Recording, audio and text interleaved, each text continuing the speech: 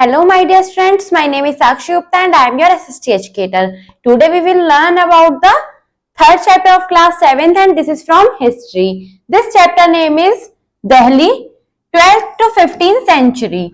यानी कि दिल्ली के बारे में पढ़ेंगे और उसकी क्या कंडीशन थी 12वीं से लेकर 15वीं शताब्दी के बीच में. लेसन इन ब्रीफ है आपका, जिसमें आपके फर्स्ट पॉइंट है द स्लेव डायनेस्टी 1206 से 1290 तक, द खिलजी सल्तनत 1290 से 3020 तक, administration of Alauddin Khilji, the Tughlaq dynasty, downfall of the Tughlaq empire, Sayyid dynasty जो कि 14 से 1451 तक है, और फिर है लोधी डायनेस्टी जो कि 1451 से 1526 तक है. टर्न अप देखते हैं what is shown in the picture. इस पिक्चर में क्या दिखाया जा रहा है? कुतुब मीनार.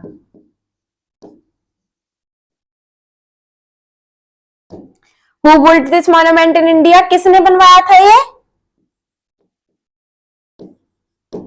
कुतुबुद्दीन ऐबक ने. Let's start with introduction. The period between 1206 and 1526 CE in medieval Indian history is known as the period of Delhi Sultanate. This period saw the rise and fall of 5 dynasties in Delhi. The first dynasty was the slave Mamluk dynasty. जो ये युग माना जाता है लगभग 1206 से 1526 CE के बीच का, ये क्या माना जाता है? मध्यकालीन इतिहास में दिल्ली सल्तनत के नाम से इसको जाना जाता है. इसमें लगभग 5 डायनेस्टी का उदय हुआ और उन्हीं का पतन हुआ. जो पहली डायनेस्टी थी वो थी द स्लेव यानी गुलाम या मामलुक.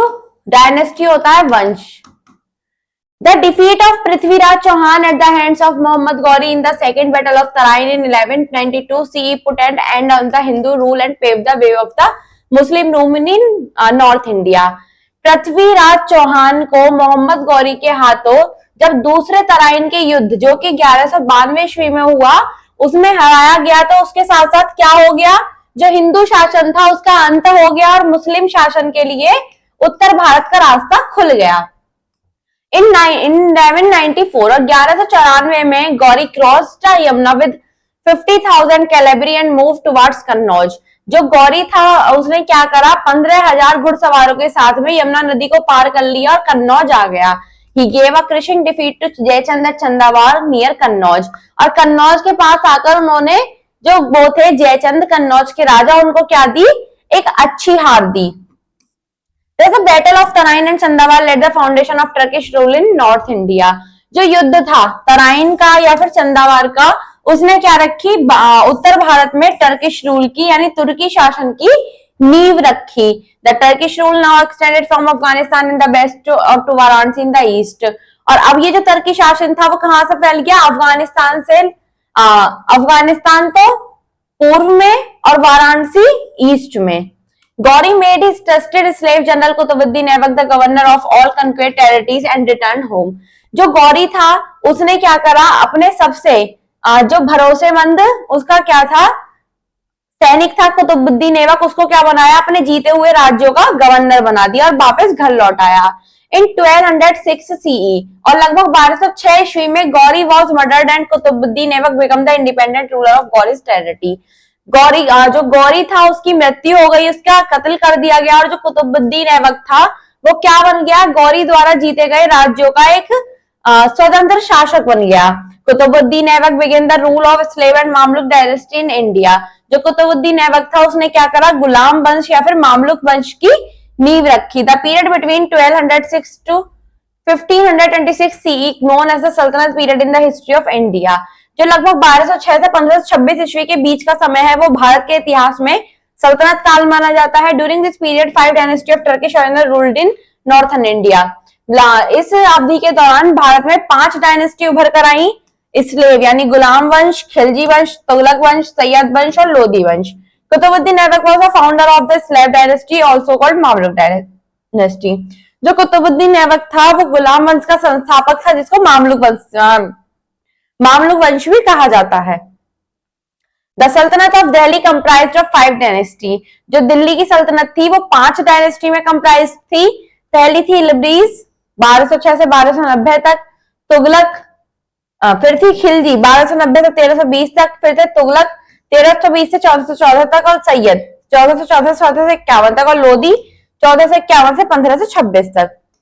आगे इसमें है Mamluk is an Arabic word meaning owned. It was used to describe the important Turkish slave mean from military service. From the lower slaves mean for domestic or economic purpose. The Mamluk Sultanate ruled for 1206 to 1290 CE. जो Mamluk है एक अरबी का शब्द है जिसका मतलब होता है स्वामित्व वाला। इसका यूज कब किया जाता है? एक इम्पोर्टेंट टर्किश गुलाम के लिए किया जाता है जो कि उसको मिलिट्री सर्विस लोअर स्लेव से प्रदान की जाती है। जो मामलुक सल्तनत है उसने लगभग 1206 से 1290 ईस्वी तक शासन किया। They were 10 in number, belong to 3 families. ये 10 थे नंबर में और 3 परिवारों से सम्मिलित थे जो कि कुतुबुद्दीन ऐबक, शमशुद्दीन इल्तुतमिश और गयासुद्दीन बलवन। Shamsuddin Iltutmish shaped infant Muslim empire from rule and dismembered while splitting down the resistant efforts of the authority of Sultanate by Delhi व Qabacha Yildiz and the Khilji governors of Bengal and Bihar. जो क्वाचा यिल्दिज थे या खिलजी गवर्नर थे बंगाल और बिहार के, उनके द्वारा जो शमशुद्दीन इल्तुतमिश था उसको सेव्ड किया गया। किससे? उसने मुस्लिम एम्पायर को सेव किया। He extended the domain of by conquering Malwa and Sindh. उसने अपने साम्राज्य की जो सीमा थी वो मालवा और सिंध तक बढ़ा ली उनको जीतकर लेटर ऑन। इसके बाद में बलवन क्या हुआ? As a minister crush the rebellious Hindu kings and Muslim governors and repelled the attacks of the Mongol. उनने मंगोलों पर हमला कर दिया एज अ किंग, और राजा होने के नाते ही recognise the administration strength and north western frontiers of the empire and protected it from the raids of Mongols. राजा होने के नाते उसने क्या किया? अपने एडमिनिस्ट्रेशन को पहचाना, उसकी ताकत को पहचाना और नॉर्थ वेस्ट में जो उनके फ्रंटियर्स थे उनके साम्राज्य के और मंगोलों की रेड से उसको बचाया। Raise the royal identity and stuck deep the roots of Muslim power into the fertile soil of India. Bharat की मिट्टी में उन्होंने मुस्लिम पावर की जड़ों को मजबूत कर दिया। The last ruler of the dynasty was murdered and Jalaluddin Khilji become the sultan of Delhi. जो लास्ट रूलर था डायनेस्टी का उसकी मृत्यु हो गई और जलालुद्दीन खिलजी क्या बन गए? दिल्ली के सुल्तान बन गए। आइए पढ़ते हैं स्लेव डायनेस्टी के बारे में, जिसमें फर्स्ट है Qutubuddin Aibak. After the death of Shahabuddin Gauri, his viceroy Qutbuddin Aibak, who founded the slave dynasty, ruled India from 1206 to 1210. He greatly extended the conquest made by Gauri, and with the assistance of Muhammad Bakhtiyar Khilji, he brought the whole of northern India under his way. जो शहाबुद्दीन गौरी की मृत्यु के बाद जो उनके viceroy थे कुतुबुद्दीन ऐबक, उन्होंने क्या किया? भारत में लगभग 1206 से 1210 ईस्वी तक गुलाम वंश की नींव रखी। उन्होंने गौरी द्वारा जो जीते गए राज्य थे उसका अच्छे से ध्यान रखा और उसमें क्या करा? नॉर्थन इंडिया को भी अपने अंडर ले लिया। Aibak had to face a number of problems. The newly founded Turkish Sultanate was threatened by invasions and revolts. Yildiz, the ruler of Ghazni, claimed his rule over Delhi. जो ऐबक थे उन्हें बहुत सारी परेशानियों का सामना करना पड़ा क्योंकि टर्किश सल्तनत जो थी उसकी नई नींव रखी गई थी। जितने भी आक्रमणकारी थे उनकी नजर सीधी उस पर थी।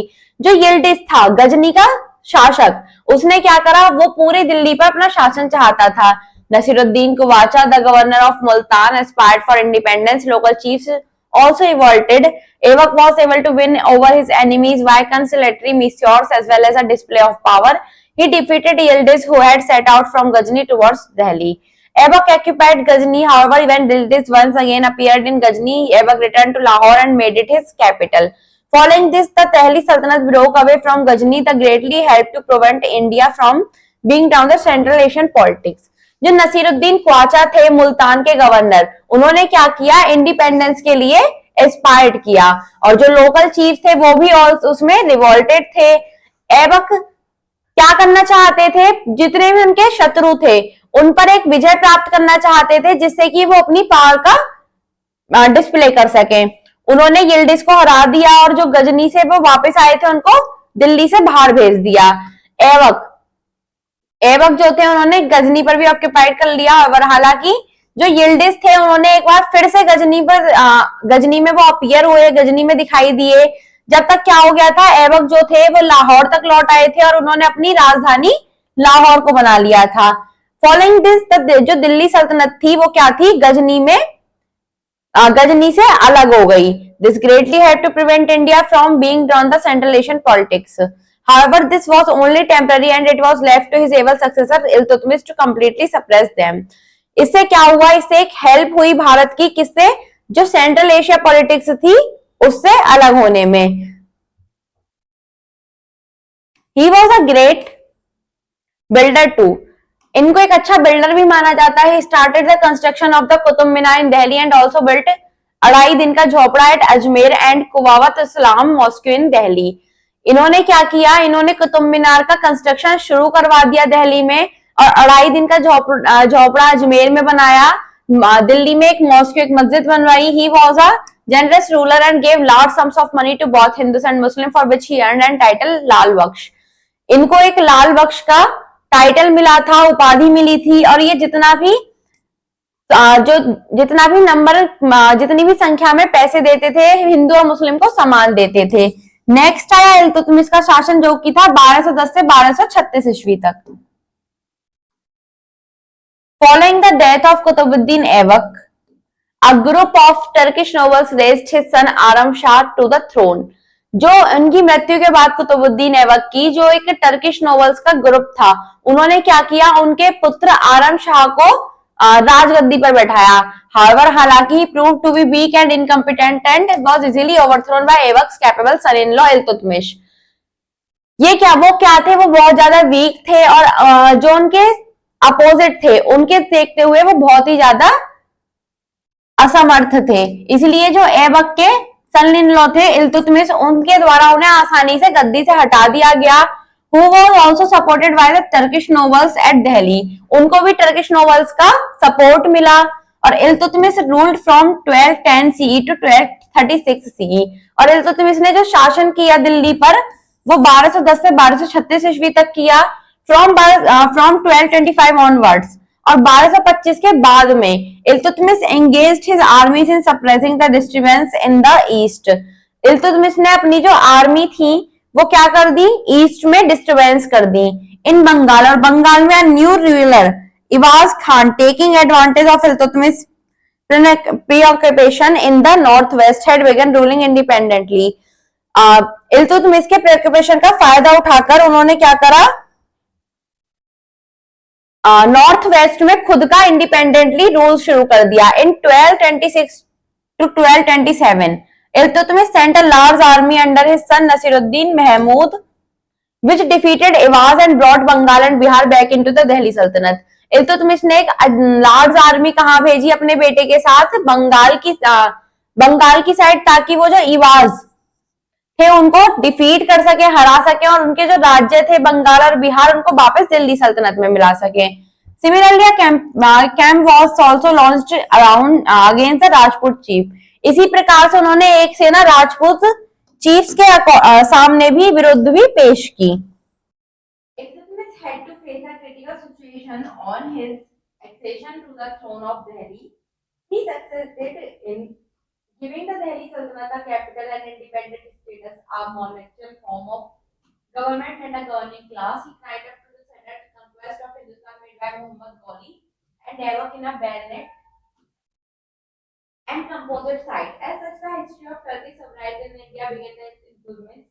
The success of Iltutmish was crowned by a letter of investiture received in 1229 from the Abbasid cult of Khalifa of Baghdad, who bestowed the title of Sultan of Hindustan on him. To strengthen and support of the monarchy, Iltutmish created a group of 40. पहले हम पढ़ते हैं यहाँ. इल्तुतमिश को अपने शासनकाल में, जो उनका दिल्ली का शासनकाल था, उसमें बहुत सारी परेशानियों का सामना करना पड़ा था. वो दिल्ली सल्तनत को एक कैपिटल, एक इंडिपेंडेंट स्टेटस और एक मॉनिटरी फॉर्म गवर्नमेंट और एक गवर्निंग क्लास देने में सफल हुए थे. उन्होंने क्या किया, उन्होंने मोहम्मद गौरी द्वारा जितनी भी विजय की थी उनको अपने राज्य में मिला लिया, और उनको जो टर्किश शासनकाल है इंडिया का वो इल्तुतमिश के साथ ही शुरू होता है. जो इल्तुतमिश की विजय थी, उनका जो क्राउन था एक निवेश पत्र के रूप में 1929 में अब्बासिद खलीफा जो कि बगदाद से थे उन्होंने दिया. उन्होंने उनको हिंदुस्तान का सुल्तान भी कहा है. To strengthen and support the monarchy, और इसके सपोर्ट के लिए Iltutmish created the group of 40.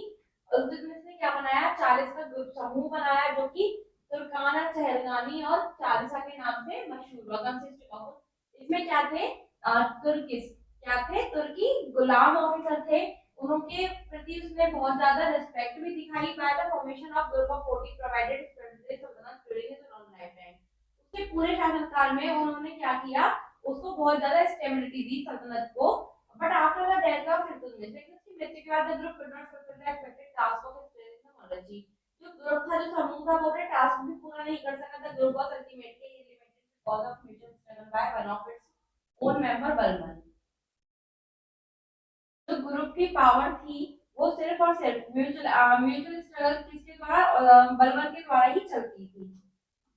Iltutmish made a significant contribution to the evolution of Sultanate administration by introducing such as Ekta army and currency. He also granted Ektas, which was tract of land in Lithuania and Shelby to the success on large scale. जो जो भूमि स्वामी थे उनको एकता नामक जो कर था वो प्रदान किया जाता था एक लार्ज स्केल पर, और जो इसको प्राप्त करते थे उनको एकतादार कहा जाता था, जो कि लैंड रेवेन्यू होते थे। Razia Sultan, Iltutmish permitted his daughter Rajia Sultan Minar Sarj recognized that she was available and qualified than all her brothers. Iltutmish ने अपनी जो डॉटर थी रजिया उसको मिनहाज सिराज रिकॉग्नाइज किया क्योंकि वो उनके सभी अपने सभी भाइयों से क्वालिफाइड थी। Razia Sultan रजिया's rule was faced with many problems. जब रजिया ने भी अपने शासनकाल में बहुत ज्यादा परेशानियों का सामना किया, her brothers as well as a section of the nobility comprised against her, जो उसके भाई थे वो हमेशा उसके विरुद्ध रहे। Razia however began to set her administration in order of fine hand, Razia ने अपना भी शासनकाल स्थापित कर लिया था। She appointed non-Turks to high officer in the administration, उन्होंने नॉन तुर्की ऑफिसर्स को एडमिनिस्ट्रेशन में अपॉइंट किया। He displayed great political sense of filtering down an invitation to form an alliance with the weak Khadim empire against the Mongol, जो मंगोलों का week खादिम empire था उसके उन्होंने इसको विरुद्ध कर दिया। Razia was a strong and realistic, Razia की strong and realistic थी। She began to take a direct part in the administration of the state, held for a court and led the army war, उन्होंने क्या किया, डायरेक्ट एडमिनिस्ट्रेशन में हिस्सा लिया state की, और जो पब्लिक कोर्ट थे जहाँ पर जो सेना थी उसमें युद्ध किया। The nobility realized that, the nobility थी वो realized कि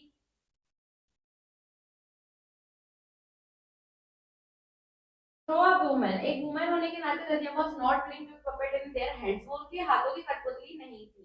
since she was raising non-Turks to high officer and enjoyed popular support in Delhi, उनको दिल्ली का बहुत ज्यादा सपोर्ट मिला था। Nobles began revolting against her in province, they accused her of violating feminine modesty and being too friendly to an abyssal noble like Khan।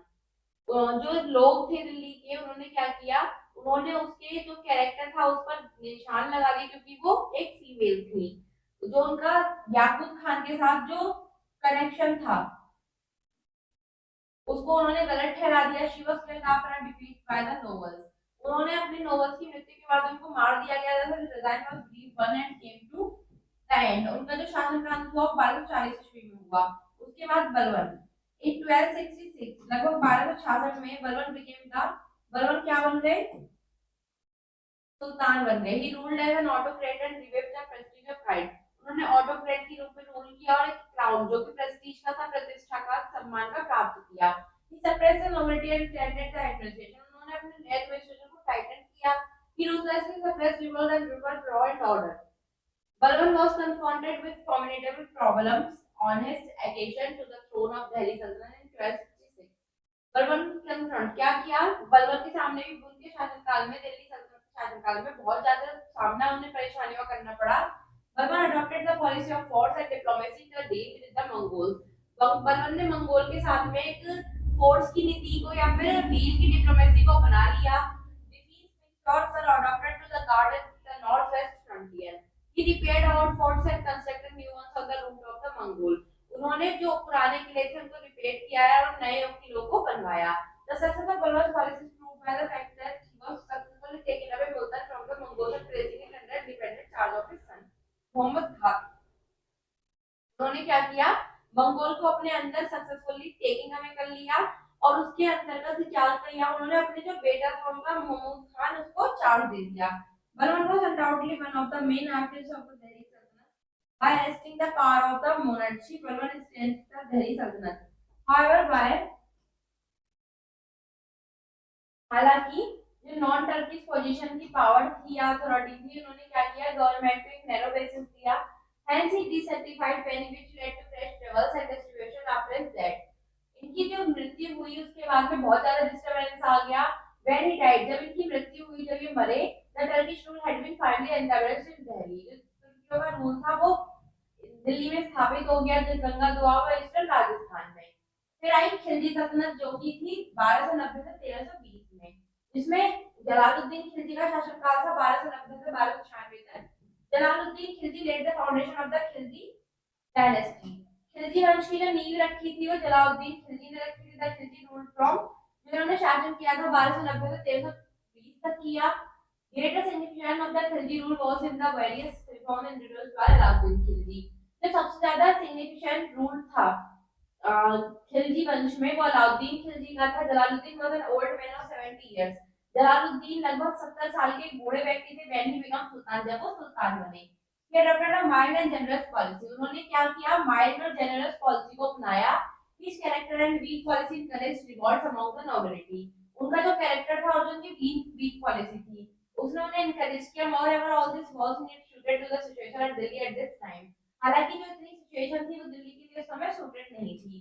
The Sultanate faced numerous external and internal enemies which created a sense of insecurity among the people. जो सल्तनत थी उनने बहुत ज्यादा external और internal enemies को face किया, जो कि जिन्होंने क्या किया, एक इनसिक्योरिटी का सेंस बना दिया लोगों में. इट आल्सो डैमेज द सल्तनत पावर. उन्होंने जो सल्तनती पावर थी उसको भी डैमेज कर दिया. इन 1296 और 1296 में Jalaluddin was put to death by his nephew. Jalaluddin का जो नेफ्यू था, जो सन इन लॉ था अलाउद्दीन खिलजी, उन्होंने क्या किया, उन्होंने उनकी मृत्यु कर दी. नेक्स्ट है अलाउद्दीन खिलजी, जिनका शासनकाल था 1296 से 1316 ईस्वी तक. Alauddin was Jalaluddin ambitious nephew and son in law. Alauddin Khilji जो थे वो जलालुद्दीन के एक महत्वाकांक्षी भतीजे और सन इन लॉ थे. He had received an excellent training in the art of warfare. जिनके पास युद्ध में एक महत्वपूर्ण कला थी. He had helped his uncle and his struggle for power was appointed as Amir Master of Ceremony. उन्होंने अपने अंकल की उनके संघर्षों में मदद की. लेटर बाद में after successful campaign against Malik Sajju, he was made governor of Kala. आप अपनी विजय के बाद में उन्होंने क्या किया, मलिक सज्जू में उन्होंने काला का गवर्नर बना दिया. और 1294 में he led the first Turkish expedition to South India and plundered Devgiri.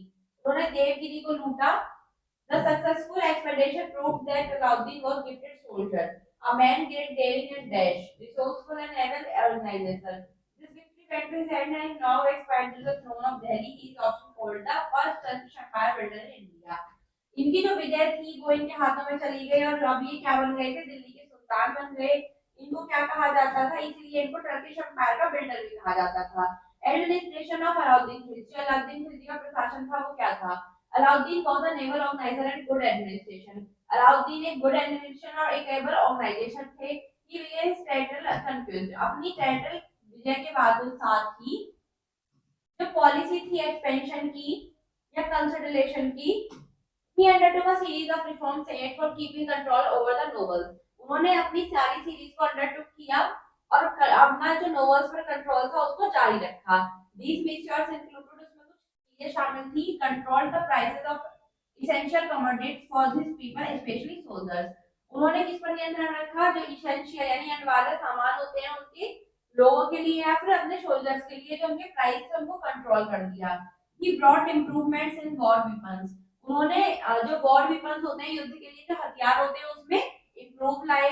Alauddin took great care to maintain discipline within the rank in order to eliminate corporation and proxy. The practice of Furia was introduced. Furia being a descriptive role of heavy soldier which was maintained by the Diwan-e-Arj. Alauddin ने अपना एक discipline लाए जिनमें क्या हुआ था, जो eliminate order में करप्शन और प्रॉक्सी के साथ में उन्होंने हुलिया को इंट्रोड्यूस किया. हुलिया का मतलब होता था जो भी सोल्जर ड्रेस पहनते थे.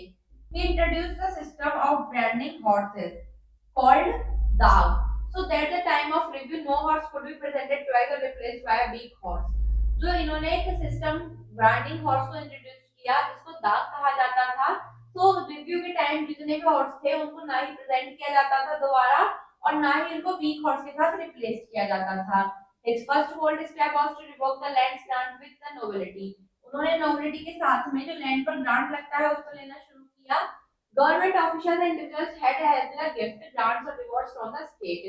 जो गवर्नमेंट ऑफिशियल थे या फिर जितने भी व्यक्तिगत व्यक्ति थे उन सभी को गवर्नमेंट से स्टेट से क्या मिलता था, गिफ्ट ग्रांट या फिर रिवार्ड।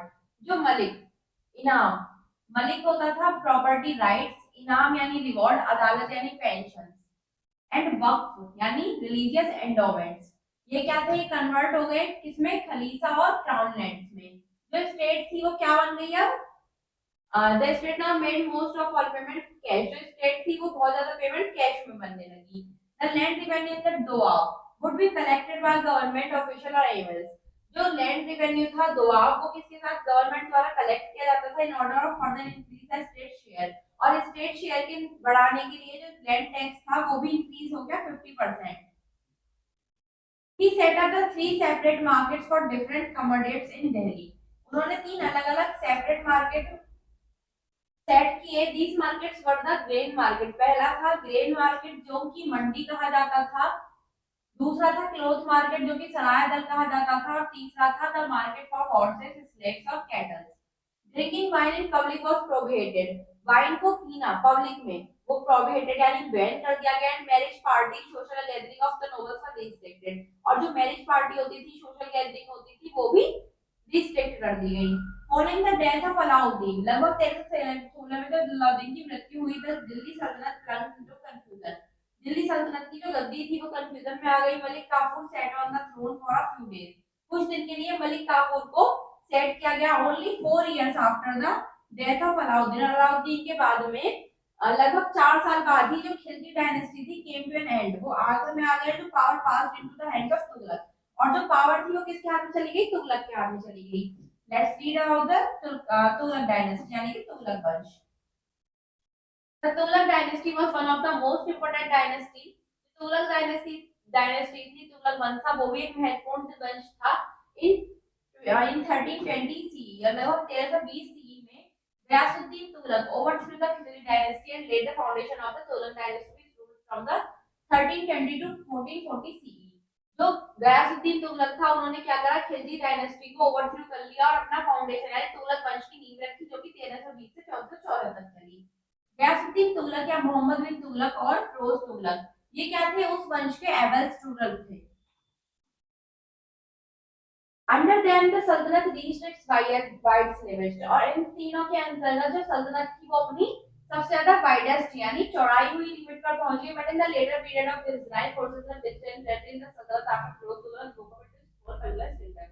और जब ये सल्तनत फिरोज तुगलक के हाथों में आ गई तो ये क्या हुआ, छोटे छोटे किंगडम्स में सेट हो गई। फर्स्ट पढ़ते हैं गयासुद्दीन तुगलक जिनका शासनकाल था 1320 से 1324 तक। The founder of the Tughlaq dynasty was Ghazi Malik who ascended the throne of Ghiyasuddin Tughlaq in 1320। जो फाउंडर है तुगलक डायनेस्टी के वो थे गजी मलिक, जिनसे जो गद्दी थी वो गयासुद्दीन तुगलक ने 1320 में अपना ली। He defeated and killed the last ruler of Khilji dynasty Khusro and usurped the throne। उनका जो उन्होंने लास्ट रूलर जो थे खिलजी डायनेस्टी खुसरो को किल मार दिया और उनसे गद्दी ले ली। He was an experienced statesman। ये वो क्या थे, एक्सपीरियंस्ड स्टेट्समैन थे। His firm and vigorous administration gave people peace and prosperity। उनकी जो फाइम थी, उनकी जो एडमिनिस्ट्रेशन था उसने लोगों को पीस और प्रॉस्पेरिटी प्रदान की। He took a step to put down corruption। उन्होंने करप्शन को खत्म करने के लिए स्टेप बढ़ाए। In order to save his officers from petty temptations, he paid them well।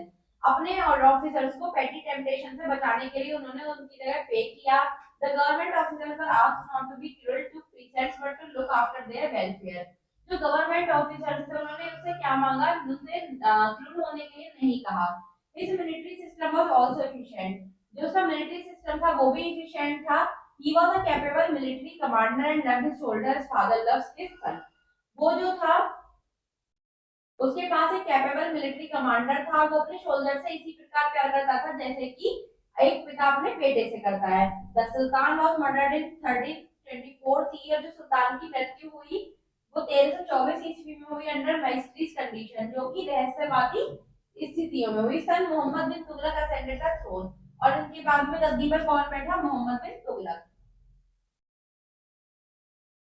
Muhammad bin Tughlaq was a distinguished scholar and a man of ideas who introduced several schemes, such as capital, token currency, and ambitious scheme of conquest. He desired the political unity of India. To achieve this, he even transferred his capital from Delhi to Daulatabad. During his period, the empire reached its widest limit. In fact, it became so large that administrative and financial control became difficult. Thus, when the first part of Muhammad's reign, 1324-1335 CE, saw peace and prosperity, and the second half, 1335 to 1351, witnessed the seeds of disintegration. जो मोहम्मद बिन तुगलक थे, एक scholar थे, एक विचारों के व्यक्ति थे, जिन्होंने क्या किया? जिन्होंने बहुत सारी स्कीम को इंट्रोड्यूस किया, जैसे कि कैपिटल, टोकन करेंसी या फिर एम्बिशियस स्कीम जो उनकी विजय की थी। वो क्या चाहते थे? वो भारत में राजनीतिक एकता चाहते थे। उसको पाने के लिए उन्होंने जो अपनी कैपिटल थी उसको दिल्ली से दौलताबाद ट्रांसफर कर दिया। उनके शासनकाल के दौरान जो उनका शासन था वो उसकी वाइडेस्ट लिमिट तक पहुंच गया। अगर स्टेट में बात करें तो उनका जो एडमिनिस्ट्रेशन था या फाइनेंशियल कंट्रोल था वो बहुत ज्यादा लार्ज हो गया, लेकिन क्या बन गया? बहुत ज्यादा कठिन बन गया। जो उनका फर्स्ट पार्ट था मोहम्मद के डिजाइन का, उसमें लोगों को पीस और प्रॉस्पेरिटी मिली, और जो सेकंड था उसमें क्या हुआ? किसका? डिसइंटीग्रेशन का बीज पैदा हो गया। He was a unique personality, उनके पास एक यूनिक पर्सनालिटी थी, हैड अ शार्प मेमोरी, एक शार्प मेमोरी थी, a keen intellect and a thirst for knowledge, उनके पास बहुत ज्यादा नॉलेज थी और वो नॉलेज के प्यासे थे। His rational mind did not allow the ulema to interfere matters of the state, उनका जो रेशनल माइंड था वो अलाउ नहीं करता था कि वो किसी भी स्टेट या मैटर में इंटरफेयर करे। He treated his subject equally and did not believe in persecuting the non-Muslim population. वो हर किसी को equally treat करते थे, वो non-Muslim population में persuade नहीं करते थे। He was an ambitious ruler, वो एक ambitious महत्वाकांक्षी शासक थे। When he ascended his throne, there was a vacuum in centralization politics. He undertook a number of ambitious projects.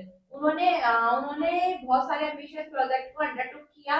These projects were an outcome of his ingenious and idealist mind, जो कि उनके दिमाग से ही आए थे। However, these projects failed and earned him only the happiness of the people. उनके जो project थे वो फेल हो गए, लेकिन उन्होंने जो लोगों की बहुत ज्यादा अनहैप्पीनेस भी अर्न करी। That is why he is often called an ill-started idealist. इसलिए इनको ill-started idealist कहा जाता है। नेक्स्ट आए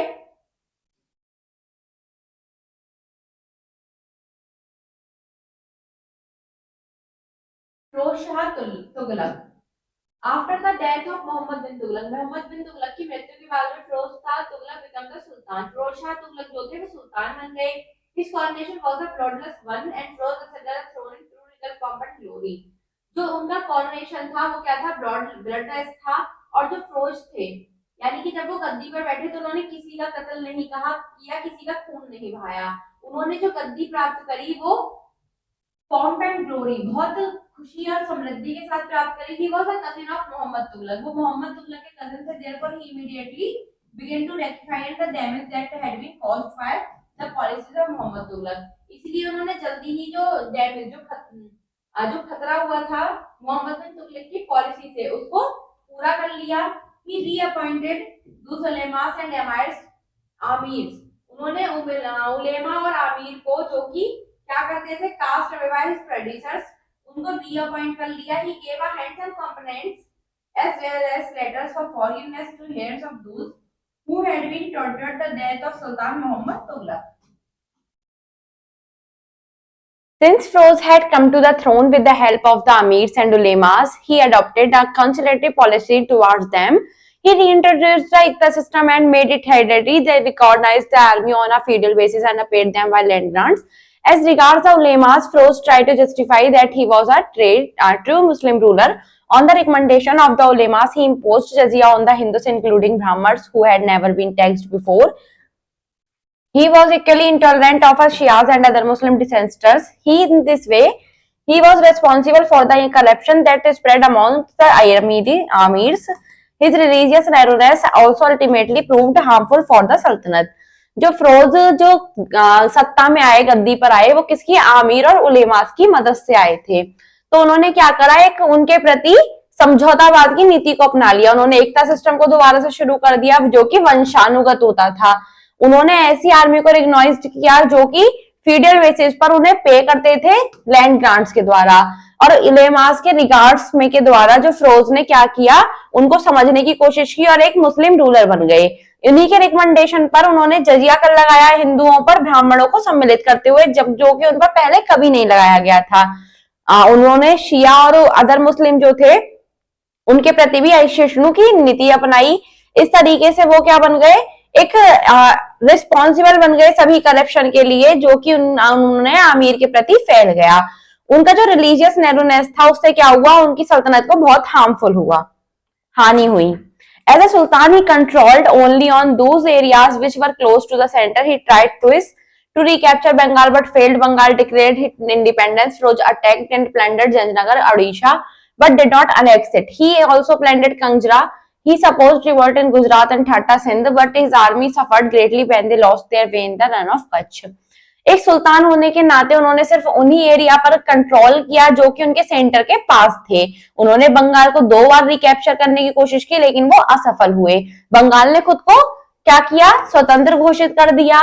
फिरोज ने जजनगर पर अटैक किया और उसको लूट लिया, लेकिन वो उसको अपने में विलय नहीं कर पाए। उन्होंने कंजरा को भी लूटा। उन्होंने क्या किया, गुजरात और ठट्टा सिंध को भी मिलाने की कोशिश की। उनकी जो आर्मी थी उसको बहुत ज्यादा सफर करना पड़ा और उन्होंने अपने रास्ते को रन ऑफ कच्छ को छोड़ दिया। एज अ रूलर होने के नाते फिरोज ने जो काम किया क्या था, for the development of agriculture he got canals, well and tanks constructed, he opened hospital छपाखानास where medicine was given free of cost, he awarded scholarships to Muslim teachers and gave financial help to Muslim widows for the marriage of their daughters. He kept many slaves who worked in karkhanas and military. एक ruler होने के मुताबिक जो फिरोज ने काम किए वो कृषि के विकास के लिए उन्होंने क्या किया, कैनल्स, वेल्स और ट्रैंक्स का निर्माण करवाया। उन्होंने हॉस्पिटल्स खोले जहां पर मेडिसिन फ्री ऑफ कॉस्ट दी जाती थी। उन्होंने मुस्लिम टीचर्स को स्कॉलरशिप से अवार्ड किया और जो मुस्लिम विडो होती थी उनकी बेटियों की शादी के लिए फाइनेंशियल हेल्प प्रदान की। उन्होंने कई सारे स्लेव्स रखे जो कि उनके कारखानों में काम करते थे। Firoz Tughlaq earned the goodwill or popularity on the account of his various reforms for his dynasty, mildness and administrative incapabilities, weakness of the state.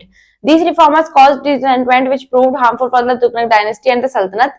जो उनके काम थे वो सब तुगलक डायनेस्टी या सल्तनत के लिए हार्मफुल साबित हुए। Consequently, the process of disintegration of the Sultanate continued and जो प्रोसेस था डिसइंटीग्रेशन का वो बढ़ता ही चला गया। In course of time new powerful Muslim provincial kingdom, जो इसी समय के साथ साथ जो और मुस्लिम पावरफुल शक्तियां थी वो भी सामने उभर कर आई।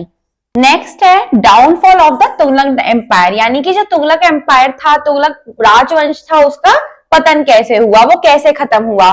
After the death of Firoz Shah Tughlaq, जब फिरोज शाह की मृत्यु हो गई, हिज ग्रैंडसन जो उसका पोता था अबू बकर ascended the throne, और उन्होंने क्या किया, उन्होंने थ्रोन को, गद्दी को संभाल दिया।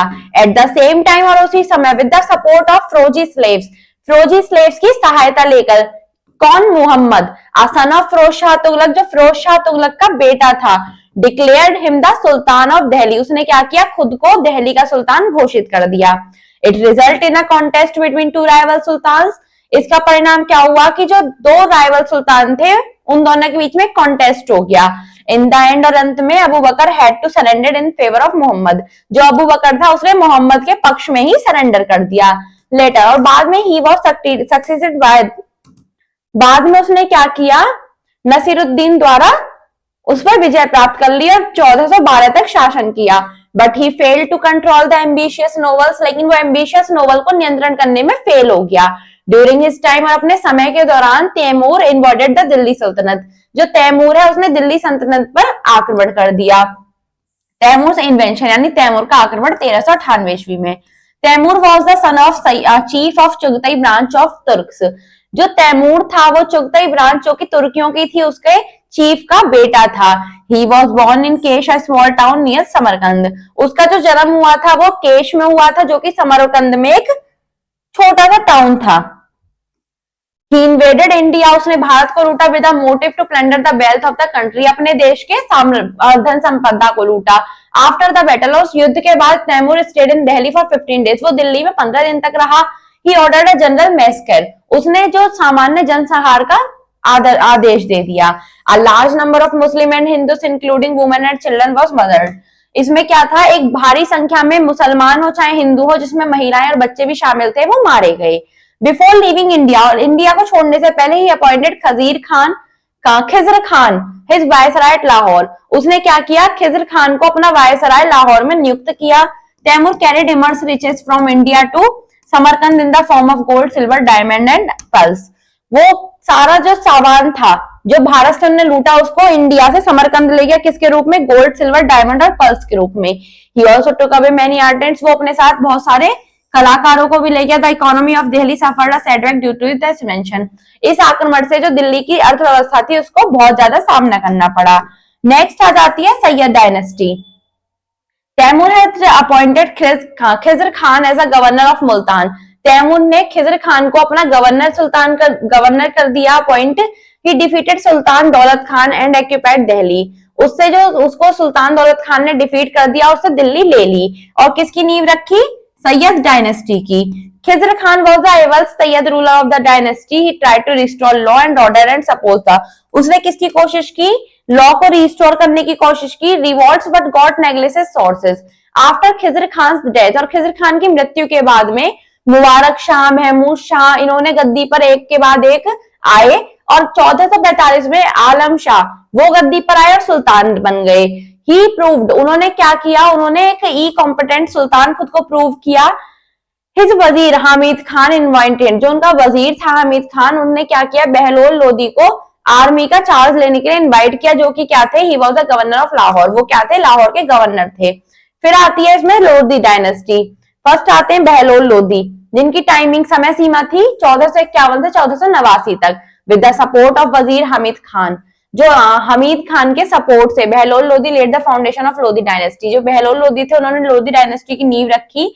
whose rulers were अफगान, जो कि क्या थे, एक अफगानी शासक थे। he was capable and successful general, वो क्या थे, कैपेबल और सक्सेसफुल जनरल थे।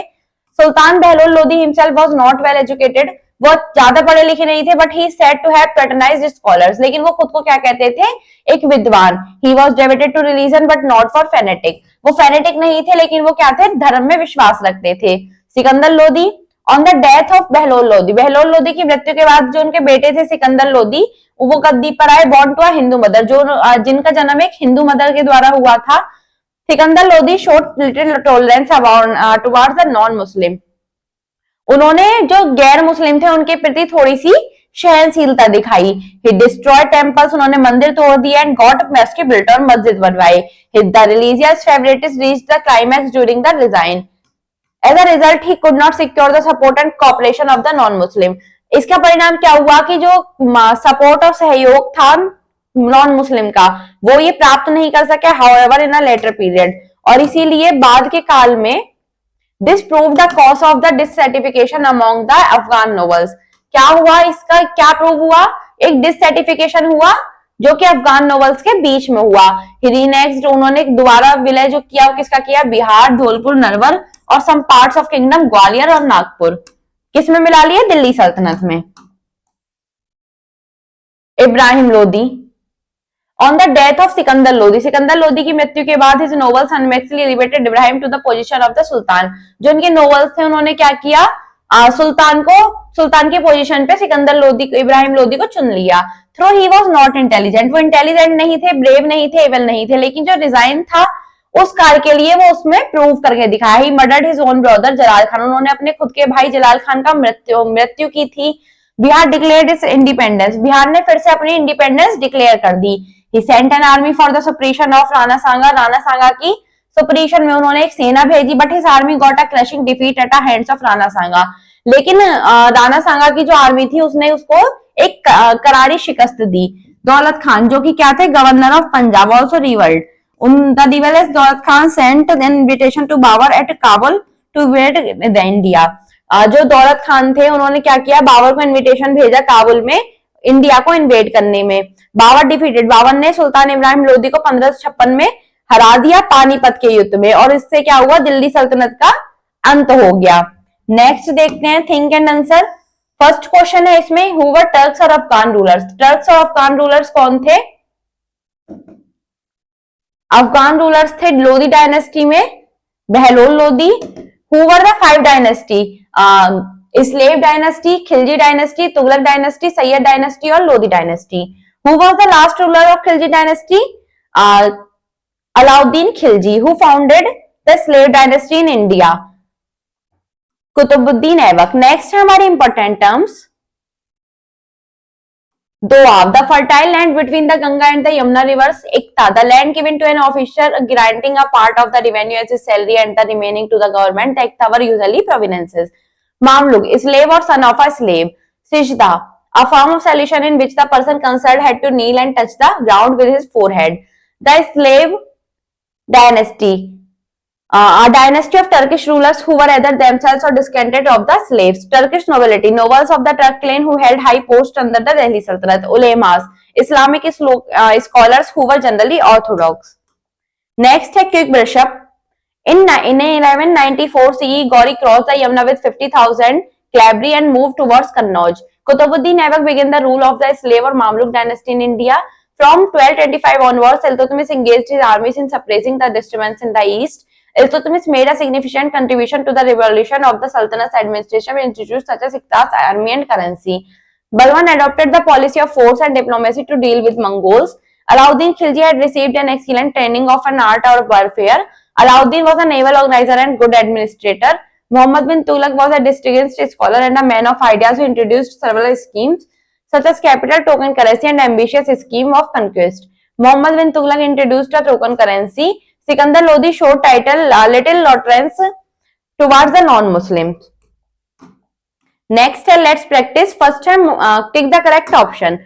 Muhammad Tughlaq gave high officers to people on the basis of merit. Muhammad Tughlaq transferred his capital from Delhi to Devgiri. The people in the Doab were unable to pay the increased tax because of famine. Alauddin paid his soldier by cash. Next देखते हैं. Alauddin's army was based on the model of Turkish. Qutbuddin Aibak began the rule of the Slave dynasty in India. The Iqtidars called land revenue.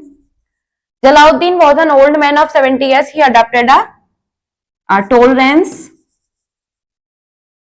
and religious policy.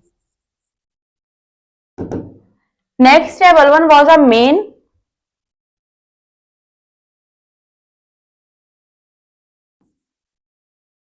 architect of Delhi. Slave dynasty was also called Mamluk dynasty.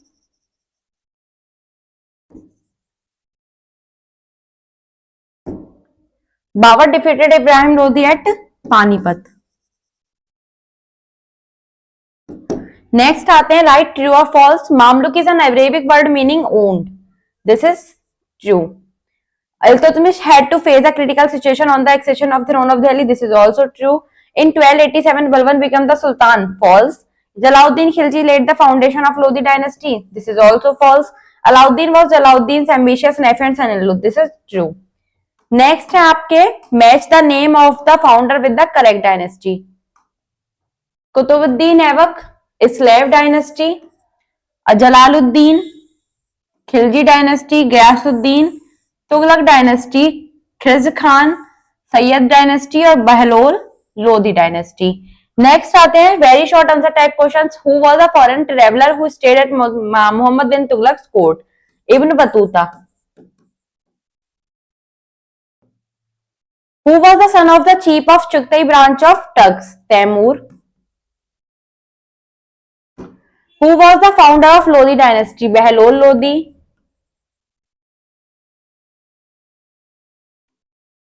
Which is the official language of Delhi Sultanate period?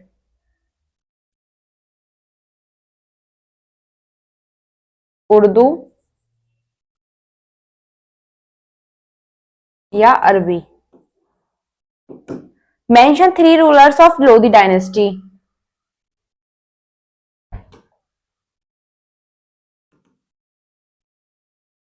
इसमें आप लिखेंगे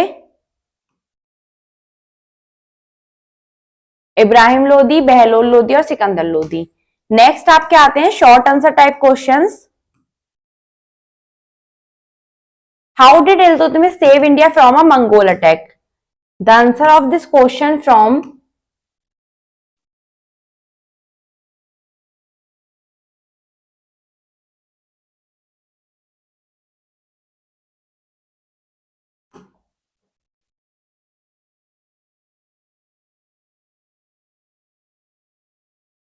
as a king he recognized the administration and protect। Next question देखते हैं। Next question है what are iqtas? Let's see the answer. इसमें आप लिखेंगे इक्ता वाली पूरी डेफिनेशन जो कि हमने इंपॉर्टेंट टर्म में पढ़ी। What are तरीकास?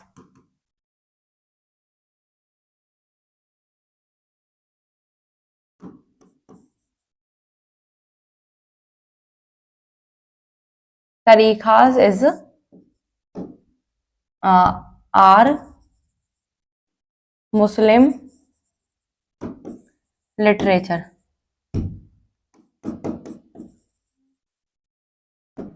नेक्स्ट है हु सक्सेड इल्तुतमिश?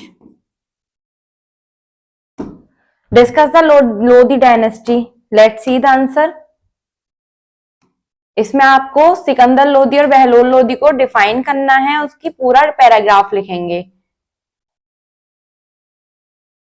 यहां से स्टार्ट करके विथ टॉपिक्स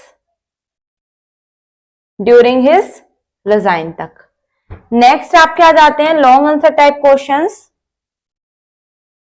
लॉन्ग में आपको लिखना है हु वर द मामलुक सल्तनत। Let's see the answer. इसका आंसर आप लिखेंगे द मामलुक सल्तनत से सुल्तान ऑफ दिल्ली तक। नेक्स्ट देखते हैं। नेक्स्ट क्वेश्चन है for what reason the Iltutmish from the group of 40। Let's see the answer.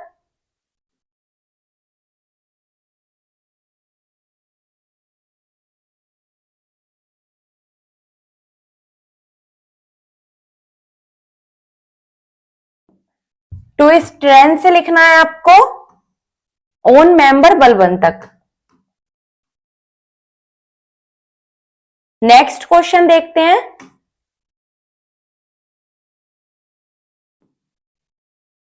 What are the major projects of Mohammad bin Tughlaq? Describe them in brief. Let's see the answer. इसमें हम पढ़ेंगे मोहम्मद बिन तुगलक का पैराग्राफ।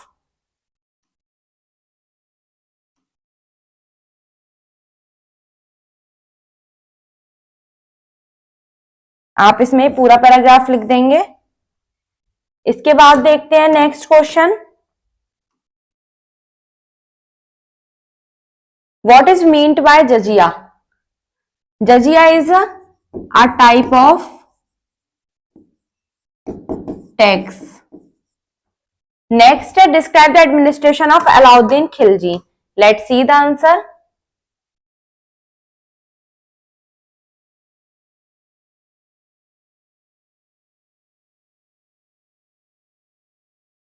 आपको यहां से शुरू करते हुए इसके फर्स्ट, सेकंड और थर्ड पॉइंट लिख देंगे इसमें बस। नेक्स्ट आप क्या जाती है स्किल डेवलपमेंट एक्टिविटीज, जिसमें आपको फर्स्ट है थिंक बियॉन्ड एन आंसर, सोचना और आंसर करना है। According to the circle of justice why was it important for military commanders to keep the interest of the peasantry in mind? What was the impact of the Mongol invasion on the Delhi sultanate? Next, do you think the authors of the tarikh would provide information about the lives of ordinary men and women?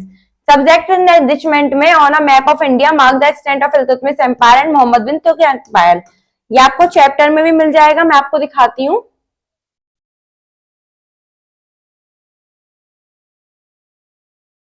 ये जो colourful area है ये क्या है? इल्तुतमिश का साम्राज्य है। इसको आप उस मैप में पॉइंट कर देंगे और नीचे आपको दिया दूसरे पेज में आपको दिया गया है ये जो ऑरेंज कलर से है ये मोहम्मद बिन तुगलक का एम्पायर है, इसको भी आप उसमें